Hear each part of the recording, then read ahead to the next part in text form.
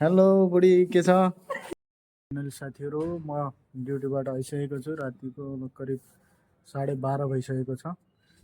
यहाँ देख्न सक्नुहुन्छ। अब म यो 12:30 बाइकमा चाहिँ टाइम देखाउँछ। अब चाहिँ टक्क लगाएर गेट खोल्नु पऱ्यो, गेट खोलेर इन्ट्री गर्नु पऱ्यो। अब चाहिँ मेरो बुढीले चाहिँ के गर्दैछ है हेर्नुपर्छ सुटुक्क लगाएर। साथीहरू म चाहिँ अब यहाँ गेट लाउनु पऱ्यो। अनि गेट लगाएर ल मैले गेट लगाइसकेको छु। अब मेरो बुढीलाई चाहिँ रातिको 12 बजेसम्म के हो नसुतेर? एक्लै सुत्नै मन लागेन त नि। साथीहरू साथी पक्राएर आउनु त नि। ल रातिको 12:30 बज्दा नि अब मेरो बुढी चाहिँ यसरी मुस्कुराएर मलाई स्वागत गर्छ।